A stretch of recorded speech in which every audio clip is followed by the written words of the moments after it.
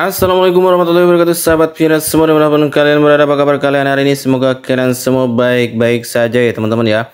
Kembali lagi kita akan membahas seputar aplikasi Pi Network dan berita-berita terbaru dari Pi Network. Dan kita ingatkan juga kepada teman-teman Pioneer yang hari ini belum klik petir, silahkan segera dibuka akun Pi Networknya, kemudian kalian klik petirnya. Seperti biasa di sini kita akan update info terbaru dari Pi Network ya teman-teman ya, dan tanpa berlama-lama kita langsung aja gas ke info terbarunya.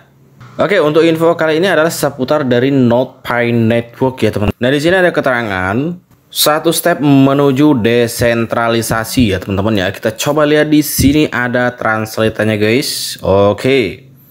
Nah, di sini ada keterangannya panas. Pembaruan besar P-Node dari P-Core Team. Sinyal untuk membuka jaringan. Oke.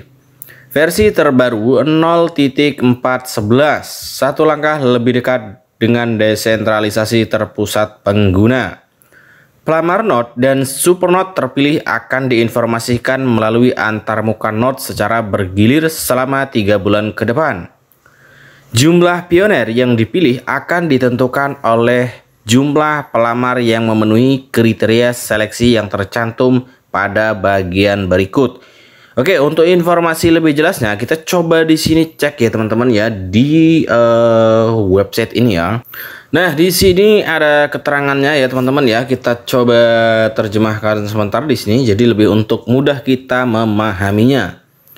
Nah, di sini ada keterangan P-Node selangkah lebih dekat menuju desentralisasi yang terpusat pada pengguna. Akses aplikasi Pi dari desktop dan jalankan P-Node untuk mulai berkontribusi terhadap keamanan jaringan. Nah, di sini ada update versi terbaru ya teman-teman ya, yaitu 0.411. Oke, kemudian ada keterangan di sini penafian.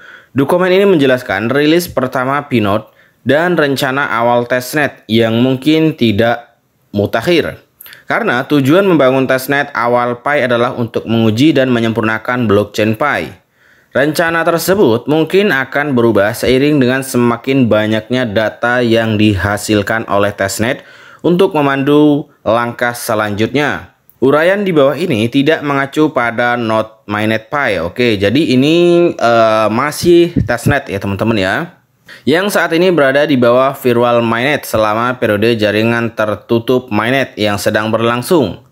Pada periode jaringan terbuka mendatang, virtual mainnet akan dihapus sehingga komunitas Pi yang lebih luas dapat menjalankan node Pi mainnet mereka sendiri. Pelajari lebih lanjut di sini. Oke, kemudian di sini ada perkenalan ya teman-teman ya. Node adalah peran keempat dalam ekosistem Pi dan berjalan di laptop dan desktop, bukan di ponsel. Nah, ini ya teman-teman ya bedanya node dengan aplikasi yang kita tambang. Nah, jika node ini kita menambangnya melalui laptop ya, atau di desktop, bukan di ponsel.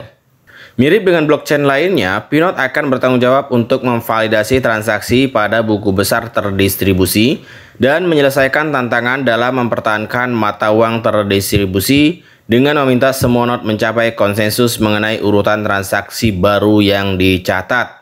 Berbeda dengan node yang menggunakan bukti kerja seperti Bitcoin atau Ethereum, node Pi menggunakan algoritma konsensus berbeda berdasarkan Stellar Consensus Protocol. Node membentuk grup terpercaya atau quorum irisan dan hanya menyetujui transaksi yang disetujui oleh node terpercaya tersebut. Lingkaran keamanan. Oke, lihat di FakeSpy. Apa itu lingkaran keamanan? Dari penambang seluler Pi digabungkan menjadi grafik kepercayaan global yang memungkinkan node Pi membentuk irisan quorum untuk menentukan siapa yang dapat dan tidak dapat memvalidasi transaksi pada buku besar pertama. Tidak seperti kebanyakan proyek kripto lainnya, P-Node akan terus mengikuti filosofi desain yang berpusat pada pengguna daripada memerlukan pengetahuan teknis yang mendalam untuk menyiapkan sebuah node.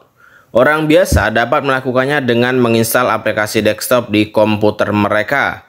Melalui aplikasi komputer ini, pioner dapat mengaktifkan atau menonaktifkan perangkat lunak node agar perangkat mereka tersedia atau tidak tersedia untuk berfungsi sebagai node. Pi akan terus mengikuti metodologi desentralisasi progresif saat mengembangkan testnetnya.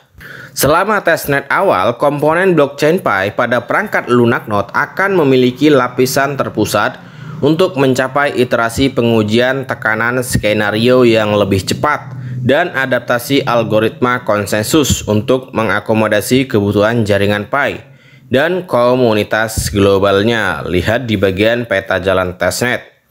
Versi awal node ini adalah langkah pertama menuju pembangunan Pi testnet dan akhirnya mainnet yang sepenuhnya terdesentralisasi. Versi node ini mencakup dua antarmuka node dan antarmuka aplikasi Pi desktop, tergantung pada tingkat partisipasi yang ditentukan pada bagian di bawah ini. Pioneer dapat menggunakan kedua antarmuka tersebut. Setiap pengguna seluler dapat mengunduh perangkat lunak node ke komputer mereka dan menggunakan antarmuka aplikasi Pi desktop karena antarmuka tersebut mirip dengan aplikasi seluler dan memungkinkan orang memeriksa saldo Pi, menonton konten media, dan menggunakan obrolan Pi di komputer pribadi mereka. Setiap pioneer juga dapat mengajukan permohonan menjadi node melalui antarmuka node dan menginstal komponen blockchain di sana. Oke, awal akan ada tahap seleksi. Lihat di bagian peta jalan testnet. Bagi tim inti untuk mengkalibrasi kriteria pemilihan node berdasarkan keandalan dan konektivitas perangkat. Ketika sebuah node dipilih oleh tim inti, mereka harus melewati KYC agar dapat berfungsi sebagai node di testnet.